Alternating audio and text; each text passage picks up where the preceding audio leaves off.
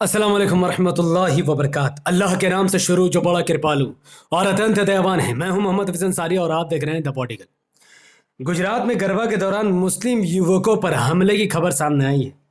28 सितंबर 2022 को एक video Twitter social media के माध्यम पर बहुत तेजी से वायरल हुआ, जहां पर बजरंग दल के कुछ गुंडे आतंकवादी मुस्लिम युवकों पर हमला करते हुए दिख रहे हैं। इस मामले पर गुजरात पुलिस की बहुत थू-थू हुई, जिसके बाद गुजरात पुलिस ने कुछ बड़ी कार्रवाई, कुछ बड़ी धाराएं गुजरात के बजरंग दल कार्यकर्ताओं पर लगाई हैं।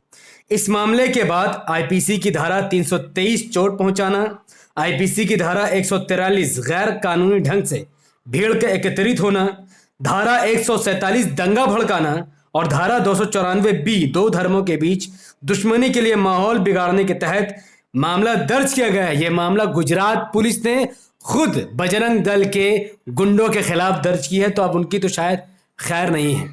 पर सवाल यह पैदा होता है कि जिस गुजरात के अहमदाबाद में जिस गरबा के दौरान मुस्लिम युवकों पर बजरंग दल द्वारा हमला किया गया, इस मामले की निंदा आखिर अरविंद केजरीवाल ने क्यों नहीं की है।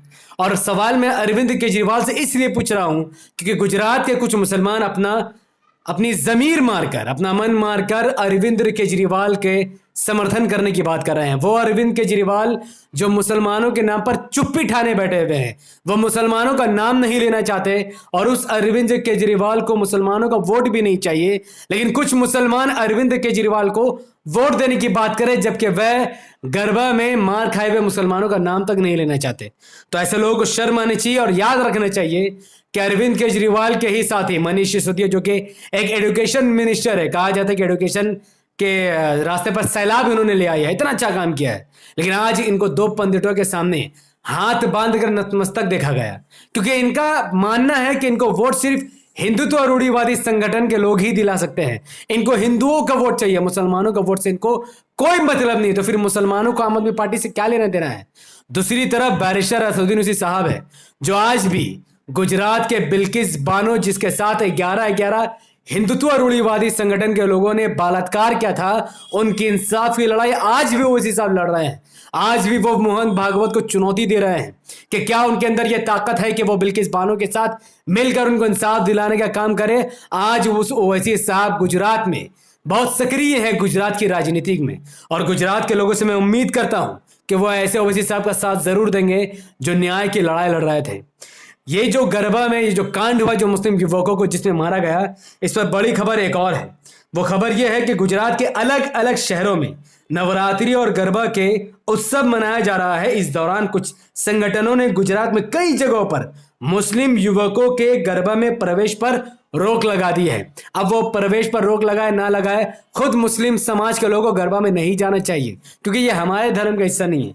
पर बात यह है कि इन संगठनों का कहना है कि गरबा में लव जिहाद गतिविधियों को रोकने के लिए वो ऐसा कर रहे हैं। तो जब बात लव जिहाद की हो तो यह बात बहुत क्लियर करनी चाहिए हमारे देश के हिंदू भाइयों को कि लव जिहाद जैसा कोई भी गतिविधि हमारे देश में नहीं होती है। जबकि लव जिहाद के विरुद्ध में भगवा लव ट्रैप काफी तेजी से देश में फैल रहा है। मामला है उत्तर प्रदेश के लखनऊ का, जब एक मुस्लिम लड़की ने अपना धर्म छोड़ दिया, मोहब्बत में आकर एक हिंदू लड़के से शादी कर बदले में उस लड़के ने मुस्लिम लड़की का सर धड़ से अलग कर दिया। मामला लखनऊ का है। लखनऊ में रहने वाली इशरत, जिसका उम्र 30 बताया जाता है, मोहब्बत में धर्म बदला और जीवन भर साथ निभाने के वादे पर सोनी तिवारी बन गई। लेकिन उसे इसका जरा सा भी अंदाजा नहीं था कि जिस पुष्पेंद्र तिवारी को उन्होंने अपना सब कुछ मान लिया था, उसी पुष्पेंद्र तिवारी उसका अपने दोस्त और अपने भाई का साथ मिलकर उसी को मौत के घाट उतार देंगे। लखनऊ में रहने वाली इशरत आज पुष्पेंद्र के हाथों मारी जाती है, जबकि इशरत ने अपना धर्म परिवर्तन कर दिया था और इशरत ने अपना नाम बदलकर सोनी तिवारी रखा था। तो ये क्या है? ये भगवा लव ट्रैप है, जिसमें मुस्लिम समाज की लड़कियां फंसती जा रही है। और ये लोग जो लव जिहाद की बात करते हैं, मैं पूछना चाहता हूं कि इस लड़की का नाम अंकिता है, 19 साल की ये लड़की, जिसका अपराध ये था कि भाजपा नेता के पुत्र के कहने पर इन्होंने देह व्यापार से मना कर दिया, बदले में इनको मौत के घाट उतार दिया। बजरंग दल के नपुंसक लोग कभी भी इस लड़की के लिए लड़ाई नहीं लड़ेंगे, बीजेपी के खिलाफ मोर्चा नहीं खोलेंगे, लेकिन लव जिहाद के नाम पर मुसलमानों की पिटाई जरूर करेंगे। इस बीच एक खबर ठाकरे के आई है, राज ठाकरे, जो कि महाराष्ट्र के एक नेता के एक कट्टरवादी नेता के रूप में आते हैं, वो हिंदुओं को भड़काने की कोशिश करे। वो कह रहे हैं कि भारत में जब कोई पाकिस्तान जिंदाबाद के नारे लगाएगा तो हिंदू शांत नहीं रहेगा।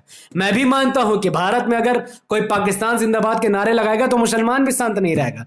लेकिन जिस हिंदू को शांत रहने ना रहने की और भड़काने की बात कर रहे हैं इस ठाकरे साहब, राज ठाकरे, तो मैं बताता हूं आपको कि हिंदू किस मुद्दे पर शांत रहेगा, किस मुद्दे पर शांत नहीं रहेगा। हाँ, देश में पाकिस्तान जिंदाबाद के नारे अगर लगाए जाएंगे तो उस मुसलमान के खिलाफ अगर कोई मुसलमान होगा तो हिंदू शांत नहीं रहेगा।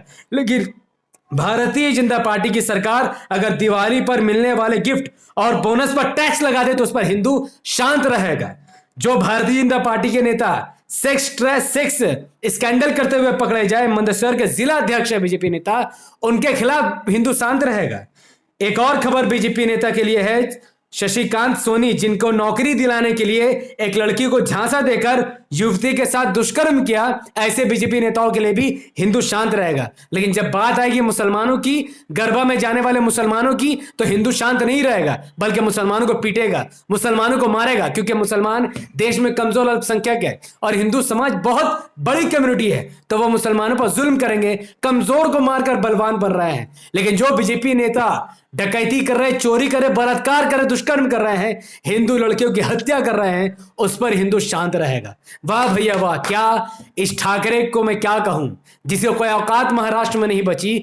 वो हिंदुओं को सिखा रहा है कि किस मामले पर शांत रहना चाहिए और किस मामले पर शांत नहीं रहना चाहिए। मैं राज ठाकरे और उनके समर्थकों से पूछना चाहता हूं, जो बीजेपी नेता बलात्कार कर रहे हैं उनके खिलाफ राज ठाकरे कब अपना मुंह खोलेंगे? देश आज खाई की तरफ बढ़ रहा है, दंगाई की तरफ बढ़ रहा है, भूखमरी की तरफ बढ़ रहा है, लेकिन राज ठाकरे हिंदुओं को कहेंगे कि शांत रहो, शांत रहो। लेकिन जब मुसलमानों की बात आएगी तो कहेंगे अशांत हो जाओ, अशांति फैलाओ और देश में जगह जगह जाकर भड़काओ। ऐसे बेशर्म लोग हैं। और दूसरी तरफ हमारे देश के पुलिस के क्या कहना, इनका नाम है आरिफ, हाँ इनका नाम है आरिफ कुरैशी। 6 साल पड़े 30 सितंबर 2016 को एनआईए, जो कि बीजेपी की तरफ से एक टीम है जो सिर्फ मुसलमानों को ही ज्यादा पकड़ती है, वो एनआईए ने इनको अरेस्ट कर लिया। कहा कि ये आतंकवादी है। उनके बारे में कहा गया कि ये गैर मुसलमानों को इस्लाम में परिवर्तन करने के लिए प्रेरित करते हैं। आईएसआईएस ज्वाइन करवाने एवं जाकिर नायक के संस्था के लिए काम करने का आरोप लगाकर उनको अरेस्ट कर लिया गया। 6 साल तक उनको जेल में भर दिया गया। 6 साल उनकी जिंदगी खराब करने के बाद आज कोर्ट ने उनको बाइज्जत बरी कर दिया है। क्या आरिफ कुरैशी के 6 साल का हिसाब यह एनआईए दे सकेगी? नहीं दे सकेगी। और जब आरिफ कुरैशी को अरेस्ट किया गया तो एनआईए को पता था कि देश के 30 करोड़ मुसलमान भी नपुंसक बन चुके हैं, ना इनका अपना कोई नेता है, ना अपनी कोई पार्टी है। आरिफ कुरैशी जैसे हजारों मुसलमान आज भी जेल में बंद है, लेकिन कोई बोलने वाले नहीं, क्योंकि मुसलमान अपनी पार्टी, अपने रहबर को पहचान ही नहीं रहे हैं। और दूसरी तरफ असदुद्दीन ओवैसी साहब है। जब प्रयागराज उत्तर प्रदेश में इलाहाबाद में जब अस्पताल में महिला नमाज पढ़ रही थी तो वहां की पुलिस ने क्या किया, एक एफआईआर लॉन्च कर दी। अब एक मुस्लिम महिला पर जो एफआईआर लॉन्च हुई, आपको पता है कि वो किस कंडीशन से गुजरेगी? जिनको कानून का नहीं पता, कानून का दावपेच जिनको नहीं पता, जिसने कभी अदालत के चक्कर नहीं काटे, एक नमाज पढ़ने की वजह से प्रयागराज की पुलिस अब उनको चक्कर कटवाएगी। इस मामले को लेकर भी कोई अखिलेश यादव, कोई मायावती या कोई माइका लाल पैदा नहीं हुआ जो इस मामले पर मुदाखलत करे। लेकिन असदुद्दीन ओवैसी साहब ने इस पर मुदाखलत की और ट्वीट कर उन्होंने कहा था कि अस्पताल में भर्ती अपने रिश्तेदार की देखभाल करने वाली किसी कोने में किसी को तकलीफ दिए बगैर अपने मजहब के मुताबिक इबादत करते हैं तो इसमें जुर्म क्या है? क्या यूपी पुलिस के पास कोई और काम नहीं है? जहां भी नमाज पढ़ी जाती है वहां नमाजियों पर एफआईआर दर्ज कर देते हैं। वह साफ साफ संकेत दे रहे हैं, अपने नेता को पहचानो, अपनी पार्टी को पहचानो।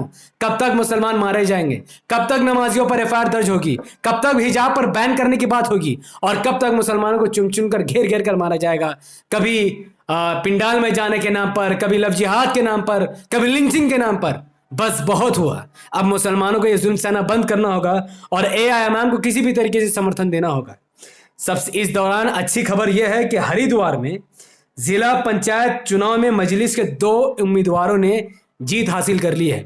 और हरिद्वार में जीत हासिल करने के बाद अल्लाह सुब्हानहू व तआला से हमें उम्मीद है कि गुजरात के मुसलमानों की आंखें खुलेगी और वे भी आने वाले विधानसभा इलेक्शन 2022 में, जो कि इस साल के एंड में है, दिसंबर में, गुजरात में इंशाल्लाह एआईएमआईएम 3 से 4, 5, 6 जितनी भी सीट मेंबर ऑफ एमएलए की हो, इंशाल्लाह वो जीतेगी और एक नया रिकॉर्ड बनाएगी कि भारत में गुजरात के मुसलमान जाग चुके हैं। और वैसे भी गुजरात में एमआईएम के पहले से ही कई काउंसिलर और पार्षद मौजूद है, तो उम्मीद है कि गुजरात में एमआईएम का एमएलए का भी खाता खुलेगा और भारत को एक कड़क संदेश जाएगा कि गुजरात के मुसलमान जाग चुके हैं, अब बंगाल, बिहार, यूपी के मुसलमानों को की जागने की बारी है।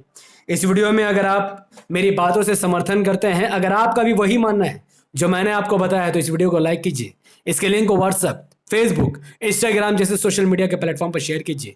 अपनी बातों को कमेंट पर जरूर बताइए कि आदित्य राज ठाकरे ने जो बात हिंदू को शांत रहने की कही है या अशांति फैलाने की, आप इससे कितना समर्थन करते हैं। ओवैसी साहब को लेकर, एमआईएम को लेकर आप अपनी प्रतिक्रिया जरूर दें। हमारे यूट्यूब चैनल द पॉलिटिकल को सब्सक्राइब कीजिए, बेल आइकन को हिट कीजिए।